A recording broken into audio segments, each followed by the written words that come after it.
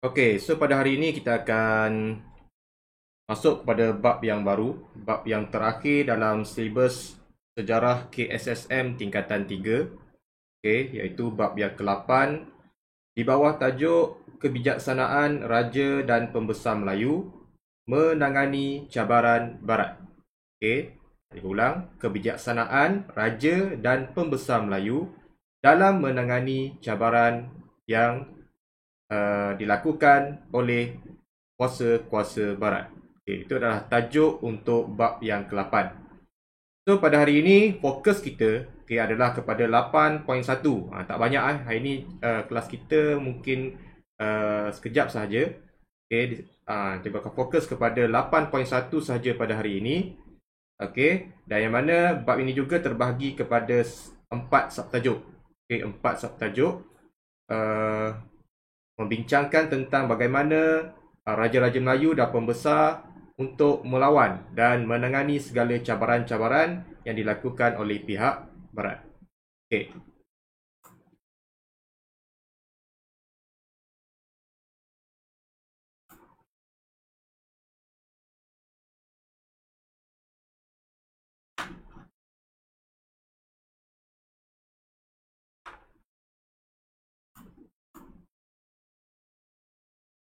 Okey. Dalam bab ini, memberikan pengetahuan dan pemahaman tentang reaksi pemerintah negeri-negeri Melayu Utara dan juga Johor terhadap tindakan Raja-Raja Melayu menggunakan pelbagai strategi untuk menangani cabaran barat. Jadi fokus bab ini semua sekali adalah kepada apa reaksi, apa tindakan yang dibuat oleh Raja-Raja Melayu di negeri-negeri Melayu Utara dan juga negeri Johor terhadap apa yang dilakukan oleh kuasa barat di negeri-negeri mereka. So, apa reaksi mereka? Adakah mereka hanya membiarkan sahaja tindakan yang dibuat oleh kuasa barat ataupun mereka melawan?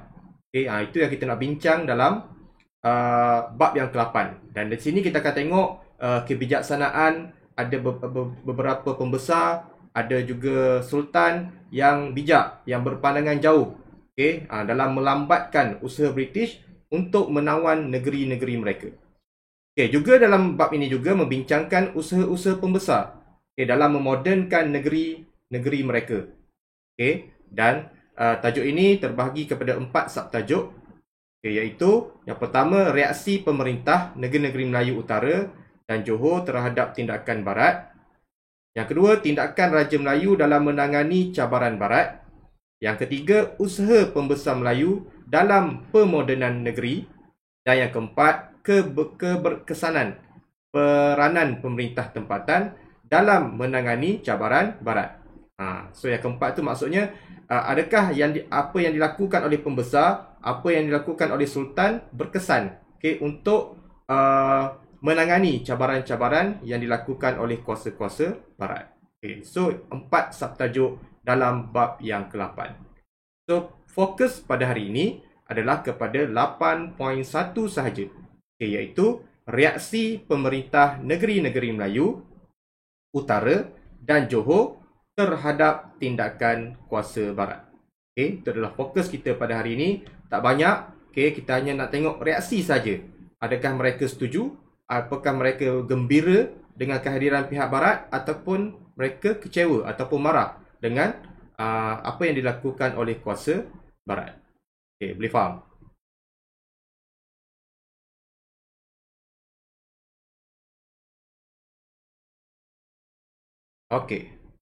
So, kita tengok 8.1 yang pada hari ini. Jadi fokus kita adalah kepada negeri-negeri Melayu Utara. Negeri-negeri Melayu Utara dan juga Johor yang telah kita belajar dalam bab yang keempat, iaitu negeri-negeri Melayu tidak bersekutu. So dalam bab yang keempat tu kita fokus kepada bagaimana British menguasai negeri-negeri Melayu Utara dan juga menguasai negeri Johor. So dalam bab yang ke-8 ni kita nak tengok di sebalik ataupun di pihak sultan dan juga pembesar pula, bagaimana mereka menangani, bagaimana mereka melawan apa yang dilakukan oleh kuasa barat di negeri-negeri mereka. So maksudnya perkaitan antara bab yang ke-8 ni adalah dengan bab yang ketiga. disambungkan kepada bab yang ketiga. Kalau bab yang ketiga, fokus kita adalah kepada apa yang dilakukan oleh British. So dalam bab yang ke-8 ni adalah apa yang dilakukan oleh Sultan, apa yang dilakukan oleh pembesar untuk menangani cabaran-cabaran yang dilaksanakan, yang dilakukan oleh kuasa barat. Tapi kita sedia maklum yang mana negeri-negeri Melayu Utara dan Johor ni juga akhirnya jatuh ke tangan British. Tapi kita nak tengok pada yang bab yang ke-8 ni, sebelum mereka jatuh tu, mereka serahkan ataupun negeri mereka jatuh ke tangan British, bagaimana mereka melawan, bagaimana mereka bertindak, adakah mereka membiarkan sahaja ataupun ada sesuatu yang dilakukan untuk melawan kuasa barat. Itu fokus dalam bab yang ke-8. Boleh faham apa yang aku cakap?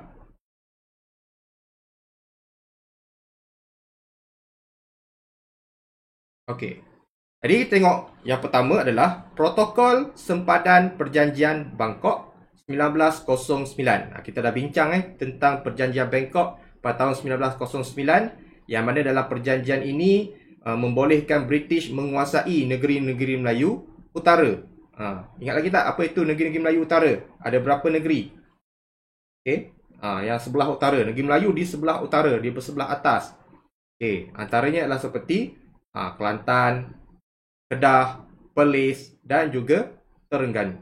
Itu adalah negeri-negeri Melayu Utara. Seperti mana yang awak boleh tengok dalam gambar rajah peta dalam slide tersebut. Secara umumnya Perjanjian Bangkok pada 10 Mac 1909 telah membolehkan British meluaskan kuasa ke atas negeri-negeri Melayu Utara. Yang mana wilayah negeri-negeri Melayu Utara dibahagikan mengikut pengaruh British dan juga Siam. Dalam perjanjian ini, wilayah-wilayah negeri Melayu itu telah dibahagikan mengikut pengaruh British dan juga Siam. Yang mana legeh ataupun sungai dijadikan garisan pembahagian sempadan antara negeri-negeri Melayu Utara. Bermula dari utara Sungai Perlis di barat dan berakhir di Muara Kuala Tabal di timur. Pulau Langkawi dan Pulau Selatan di sebelah selatan adalah milik British. Manakala Pulau Terutau dan pulau-pulau di sebelah utara adalah menjadi milik Siam. Itu protokol sempadan negeri-negeri Melayu Utara yang dinyatakan dalam Perjanjian Bangkok 1909. Ada soalan?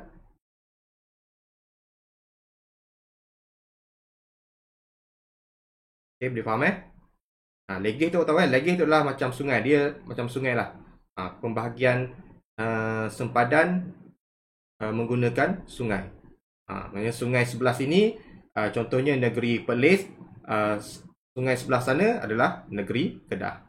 Itu adalah maksud legeh ataupun sungai yang menjadi sempadan antara negeri-negeri Melayu Utara.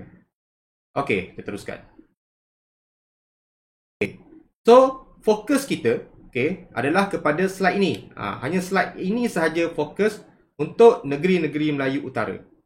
Kita nak tengok apa reaksi pemerintah Perlis, apa reaksi pemerintah Kedah, apa reaksi pemerintah Terengganu dan apa pula reaksi pemerintah Kelantan terhadap Perjanjian Bangkok. Sebab dalam Perjanjian Bangkok itu, perjanjian itu dibuat adalah di antara British dengan Siam. Awak kena faham Perjanjian Bangkok ini adalah dibuat antara British dengan Siam. Yang mana dengan beranggapan bahawa negeri-negeri seperti Kedah, Perlis, Terengganu dan Kelantan ini adalah di bawah pengaruh Siam. Maksudnya Siam yang memiliki 4 buah negeri ini. Dan dia buat perjanjian dengan British untuk menyerahkan 4 buah negeri ini kepada British. Tanpa melibatkan pemerintah-pemerintah di setiap negeri. Jadi itu yang menimbulkan kemarahan kepada Sultan, kepada pemerintah di setiap negeri. Dia buat perjanjian tak panggil mereka. Dan ada sebahagian negeri-negeri ini, bukan sebahagian saja, semua sekali negeri ini menganggap Siam sebagai sahabat. Bukan sebagai pemilik. Tapi Siam menganggap sebaliknya.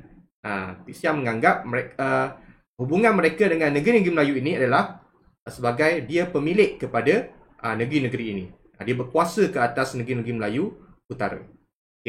First kali kita tengok apa reaksi pemerintah Perlis.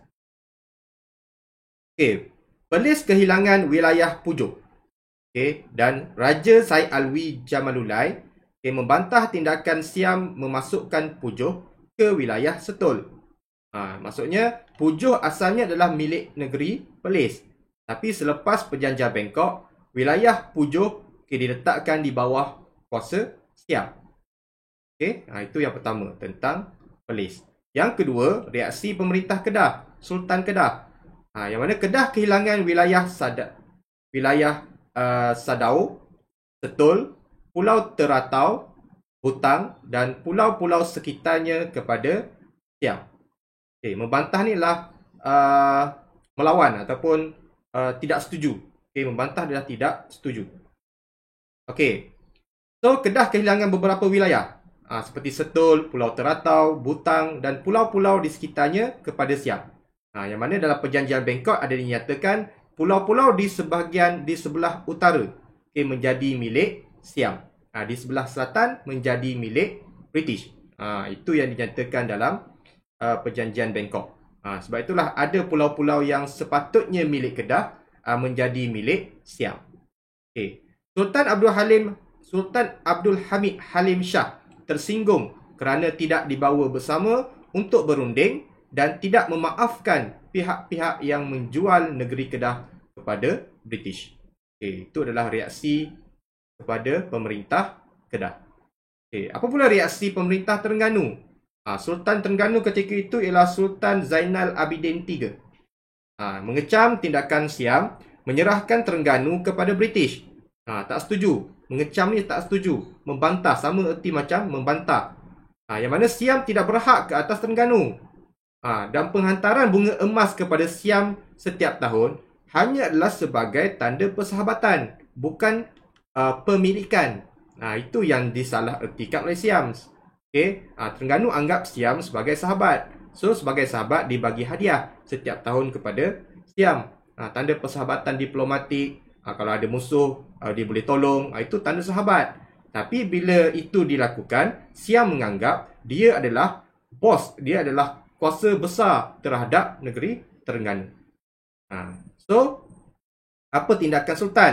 Sultan Zainal Abidin ini telah mengemukakan bantahan kepada Gubernur negeri-negeri Selat. Okay. Itu adalah reaksi pemerintah Terengganu. Okay. Last kali adalah reaksi pemerintah Kelantan. Yang mana Sultan Muhammad keempat menolak perjanjian Bangkok apabila J.S. Mason, iaitu penasihat British di negeri Kelantan dan wakil Siam datang menghadap baginda. Okay. Yang menyatakan yang mereka telah menandatangani perjanjian Bangkok. So terkejutlah Sultan. Okay, tiba-tiba datang bukan nak mohon tapi menyatakan dah tanda tangan.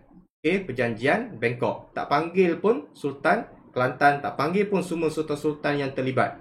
Dan Sultan kecewa apabila wilayah Tabal yang sepatutnya dalam naungan negeri Kelantan diserahkan kepada Siam. Okay. Itu adalah reaksi pemerintah di negeri Kelantan. So, kita dah tahu semua reaksi-reaksi pemerintah di keempat-empat negeri-negeri Melayu Utara. Okay, ada soalan setakat ni?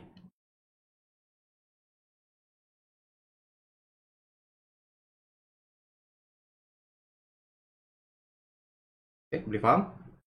Kita teruskan.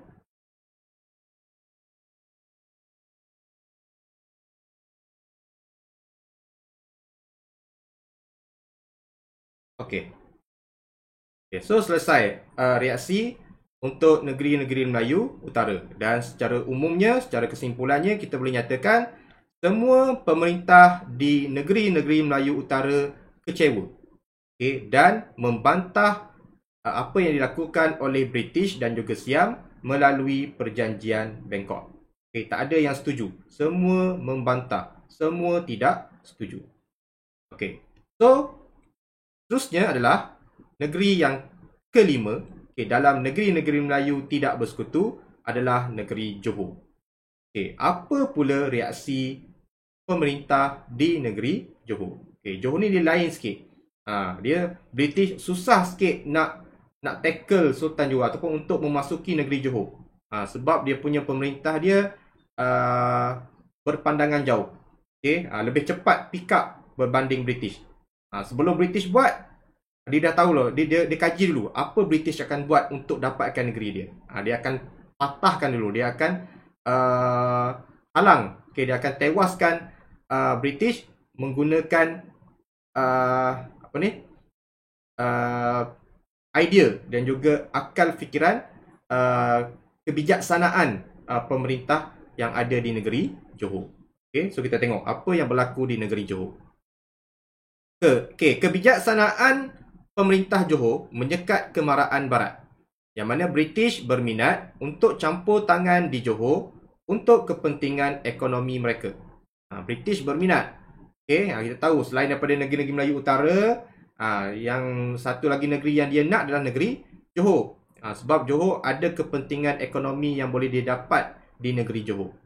Pelbagai strategi yang dilakukan oleh Temenggung Daeng Ibrahim yang memerintah Johor ketika itu untuk menyekat kemarahan British. Temenggung Daeng Ibrahim ni dia berpandangan jauh. Dia kaji dulu apa yang British nak buat untuk dapatkan Johor. Dia patahkan dulu. Dia sekat dulu. Dia gunakan pelbagai strategi untuk sekat British untuk datang ke negeri, untuk dapatkan negeri Johor. Kewibawaannya berjaya memacu pembangunan dan kemakmuran Johor, yang akhirnya dapat menyekat peluasan kuasa British di negeri Johor.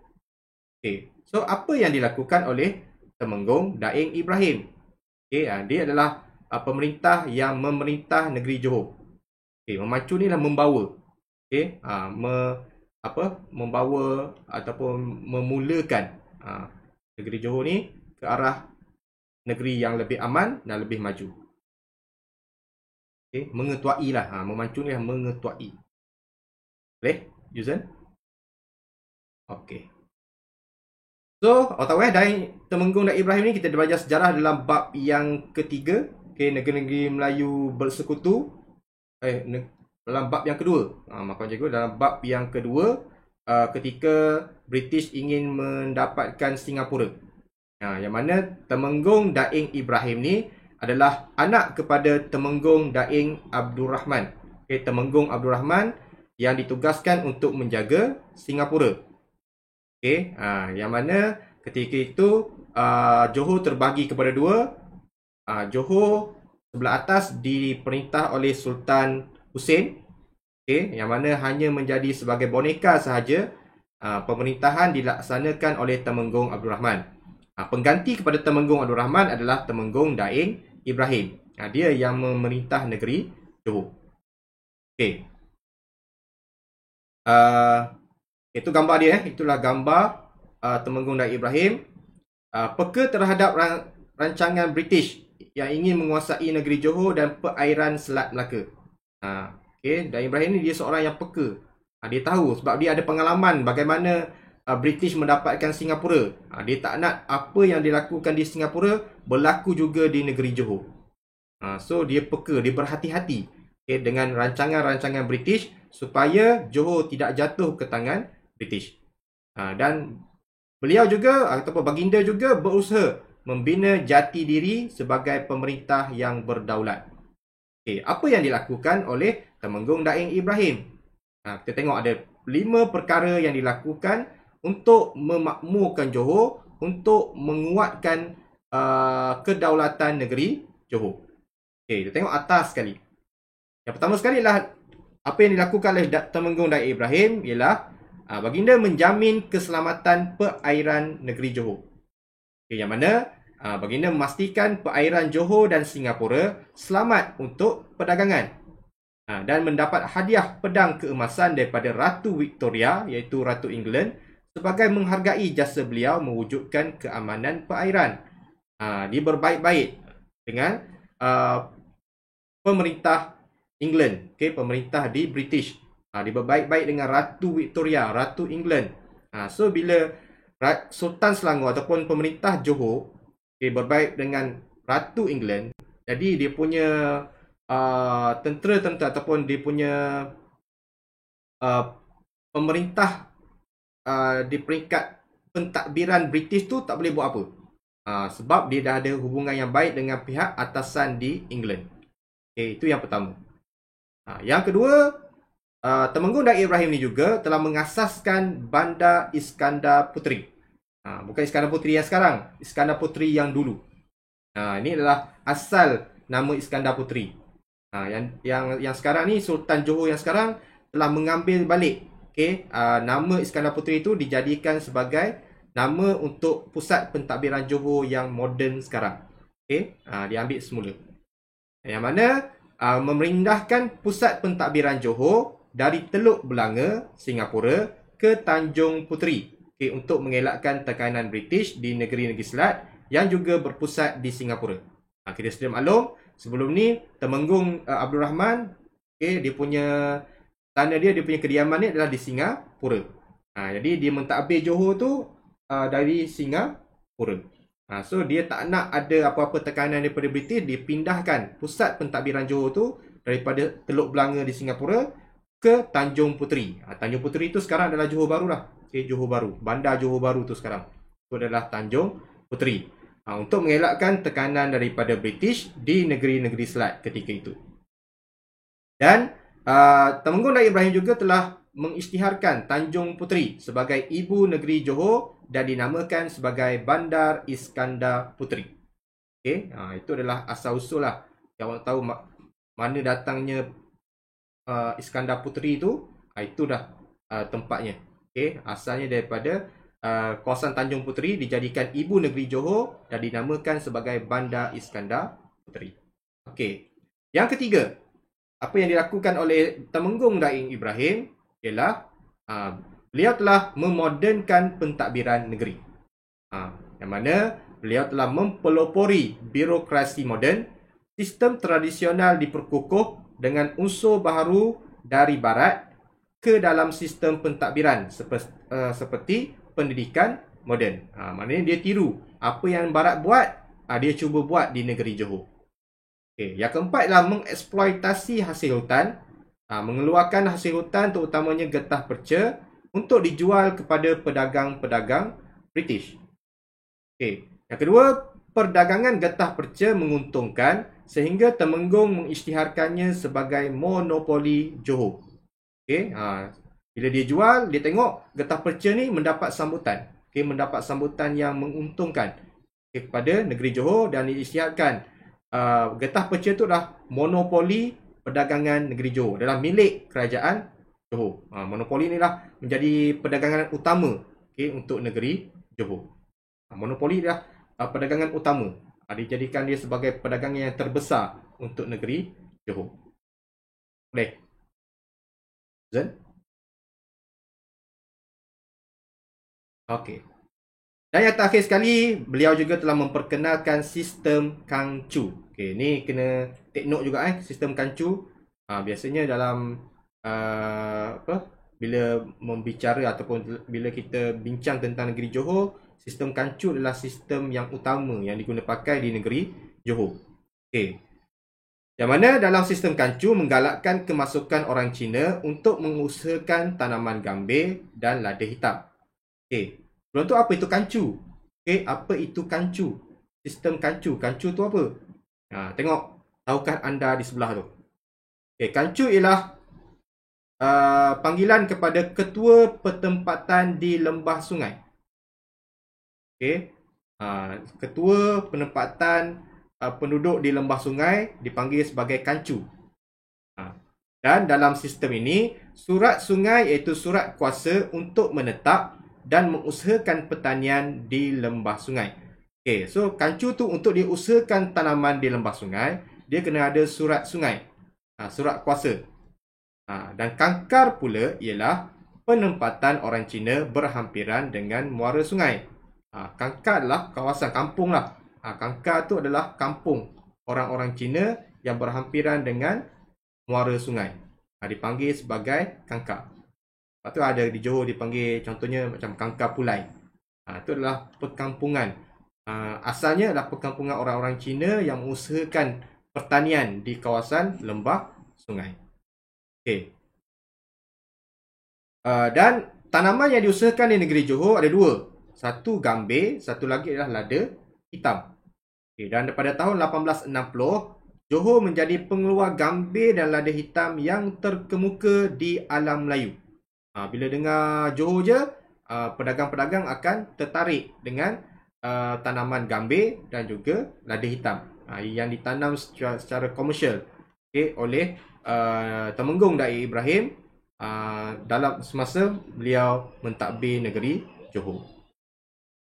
Ada soalan? So itu adalah reaksi Temenggung Daik Ibrahim ataupun reaksi pemerintah Johor terhadap kemarahan kuasa barat di negeri Johor. Maksudnya di Johor ni Temenggung Daik Ibrahim dia dah ada pengalaman bagaimana British mengambil Singapura dan dia tak nak cara British itu dilaksanakan di negeri Johor. So bila dia tak nak itu berlaku, dia modernkan Johor, dia majukan Johor sendiri tanpa melibatkan British. So bila dia majukan Johor, British susah untuk masuk ke negeri Johor. Dan dia juga berbaik-baik dengan Ratu Victoria. Dia ada hubungan yang baik dengan Ratu Victoria. Itu lagilah melambatkan lagi kemarahan British di negeri Johor. Itu adalah reaksi pemerintah Johor. Jadi kita dah tengok reaksi pemerintah di negeri-negeri Melayu Utara dan kita dah tengok reaksi pemerintah di negeri Johor. So, tamat 8.1. Ada soalan?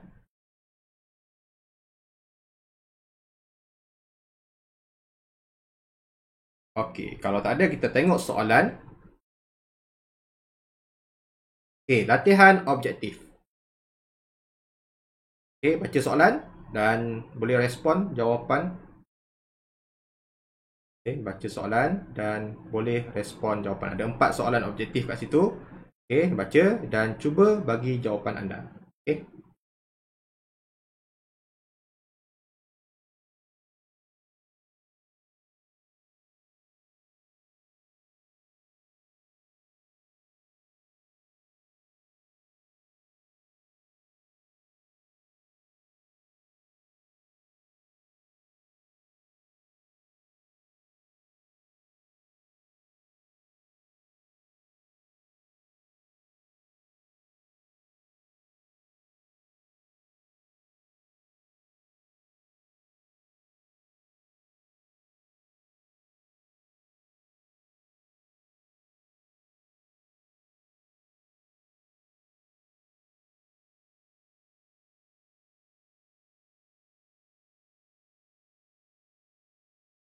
Boleh respon jawapan?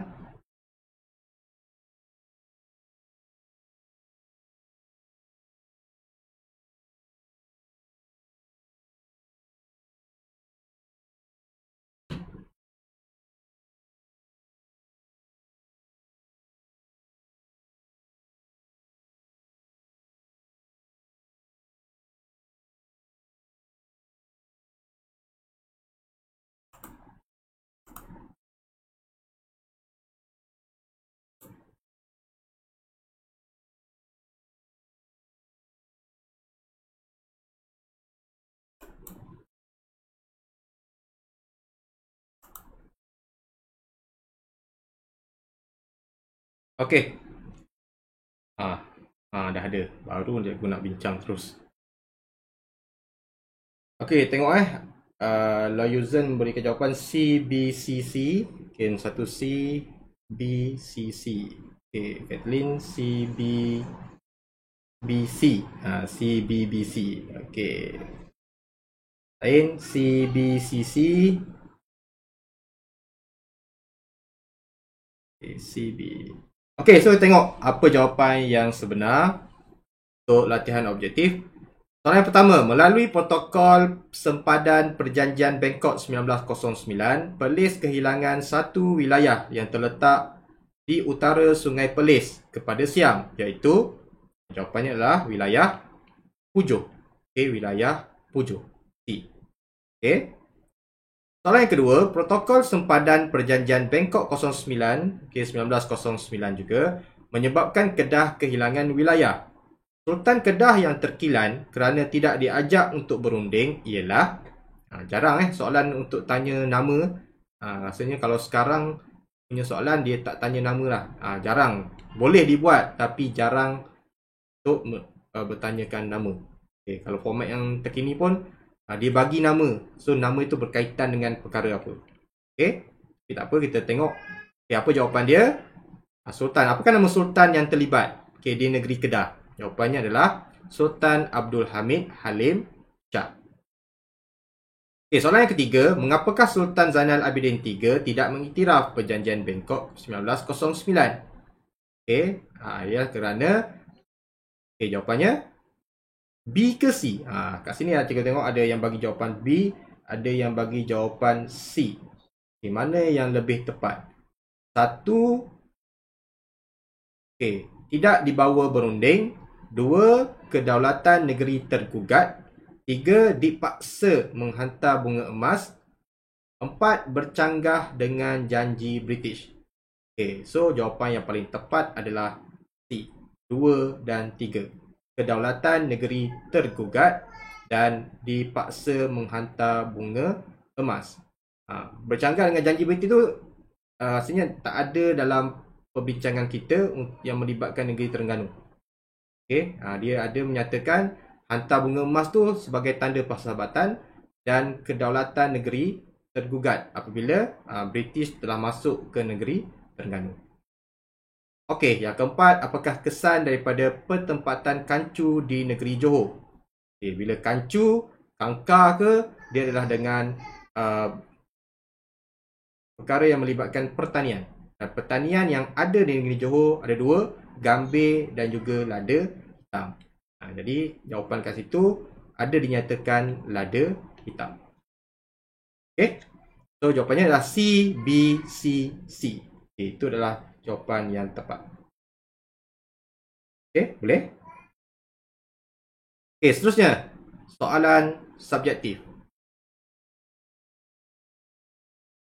Peta menunjukkan sempadan antara Siam dan negeri-negeri Melayu Utara berdasarkan protokol sempadan Perjanjian Bangkok 1909. Yang ni nanti screenshot dan salin dalam testpad ataupun buku. Kita tengok. Apakah nama lokasi X dan Y dalam gambar di atas? X dan Y dalam gambar di atas. So X ialah, kita tengok muara Sungai Perlis. Ni menunjukkan sempadan daripada X ke Y. Daripada sebelah barat ke sebelah timur.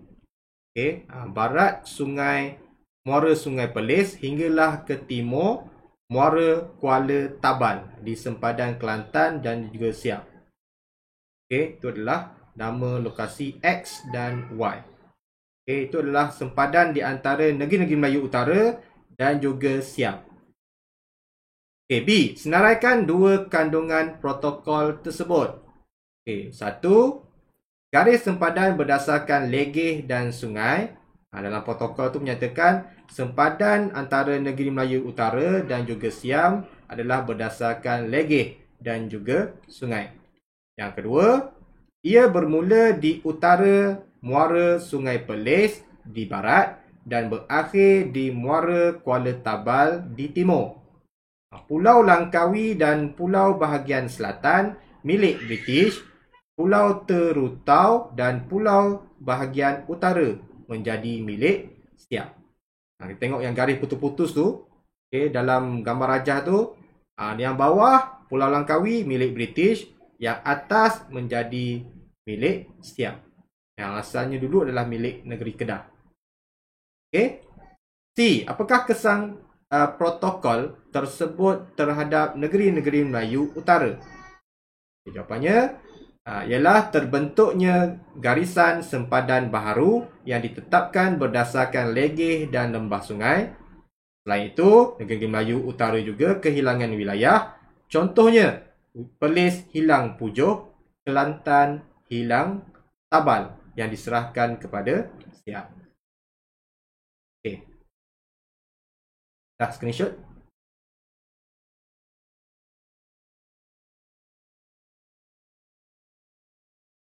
Seterusnya, tindakan negeri Melayu Utara menolak protokol sempadan adalah wajar. berikah hujah anda untuk menyokong pernyataan tersebut? Okey, ini adalah soalan kebat. Dinyatakan protokol sempadan itu perlu ditolak oleh negeri-negeri Melayu Utara. Ia adalah suatu yang wajar, suatu yang betul. Okey, berikah hujah anda untuk menyokong pernyataan itu? Kenapa betul? Okey, so antara jawapan yang diberikan, first kali awak kena nyatakan dulu. Okey, ya, tindakannya adalah wajar. Okey, awak setuju? Awak menyatakan pendirian awak, ya, tindakannya adalah wajar. Hal ini kerana British dan Siam tiada hak menentukan masa depan politik negeri mereka. Okey, wajar sebab negeri-negeri Melayu Utara itu adalah milik mereka sendiri, bukan milik Siam, bukan milik British. Itu yang pertama. Yang kedua, Sultan Zainal Abidin III menegaskan bahawa Terengganu wilayah berdaulat, bukan jajahan Siam. Kenapa perlu serahkan kepada British? Kenapa Siam yang perlu serahkan kepada British? Sedangkan Terengganu bukan milik Siam. Dia hantar bunga emas sebagai tanda persahabatan. Itu hujah yang kedua yang boleh awak buat. Hujah yang ketiga, perjanjian ini telah menggugat kedaulatan negeri dan kewibawaan pemerintah. Seolah-olah Siam menganggap seolah-olah macam negeri-negeri ini tidak ada sultan. Suka hati dia nak serahkan kepada British. Sedangkan setiap negeri-negeri Melayu Utara itu dan semua negeri di Tanah Melayu mempunyai pemerintah, mempunyai raja, mempunyai sultan. Itu hujah yang ketiga. Okey, boleh faham? Okey, boleh lagi awak bagi hujah-hujah yang lain yang berkaitan. Okey, dia berdasarkan, dia kebat tapi berdasarkan fakta. Ni soalan ni soalan perangkap juga ni. Dia adalah soalan kebat tapi dia berdasarkan fakta. Maknanya awak kena tahu fakta tu dulu bahawa awak boleh memberikan hujah-hujah yang berkaitan menggunakan idea awak sendiri. Okey. Yang ketiga, apakah kesan sistem kancu terhadap sistem ekonomi Johor? Saya dah cakap sebelum ni, apabila melibatkan perbincangan tentang negeri Johor, dia tak lari daripada soalan yang berkaitan dengan sistem kancu. Itu merupakan sistem utama dalam membangunkan ekonomi di negeri Johor. Okay, so apakah kesan sistem kancu terhadap sistem ekonomi Johor? Okay, so antara jawapan yang diberikan, kesan sistem kancu terhadap sistem ekonomi Johor telah menyebabkan kemasukan orang Cina semakin bertambah. Sebab sistem kancu ni diuruskan oleh orang Cina. Okay, yang mana mereka telah diberikan penempatan di kawasan-kawasan sungai yang diketuai oleh seorang ketua yang digelar sebagai kancu. Dan mereka diberikan satu penempatan dan penempatan itu digelar sebagai kangkar. Okay, yang mana mereka telah membuka penempatan berhampiran dengan muara sungai. So ramailah orang Cina masuk ke Johor dan berkampung di kawasan kangkar berhampiran dengan muara sungai. Dan orang Cina telah diberikan tanah untuk mengerjakan pertanian, terutamanya gambir dan lada hitam. Ini menjadikan Johor sebagai pengeluar gambir dan lada hitam terkemuka di alam Melayu. Sebab alam Melayu ni bukan tanah Melayu saja. Dia adalah negeri-negeri di kawasan Asia lah, atau utamanya di kawasan Asia Tenggara. Selain itu, perusahaan getah dan biji timah turut meningkat. Okay, itu adalah kesan sistem kancu terhadap ekonomi Johor. Okay, boleh screenshot, disalin dalam testpad. Okay, so tamat untuk 8.1 pada hari ini. Jadi kesimpulannya dalam 8.1 membincangkan tentang apakah reaksi pemerintah di negeri-negeri Melayu Utara dan pemerintah di negeri Johor terhadap perjanjian Bangkok yang dilakukan di antara British dan juga Siam. Dan secara rumusannya, kesemua pemerintah-pemerintah di negeri-negeri Melayu Utara kecewa dan tidak bersetuju ataupun membantah apa yang dilakukan oleh British dan Siam dalam perjanjian Bangkok.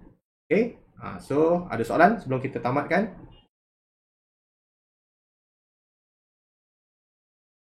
Okey, kalau tak ada soalan, itu sahaja pada hari ini. Kita akan sambung kelas kita dalam kelas-kelas yang akan datang. Okey. So, nanti kita bincang dalam grup lah macam mana kelas dan sebagainya. Okay, itu saja. Terima kasih. Okay, bye-bye.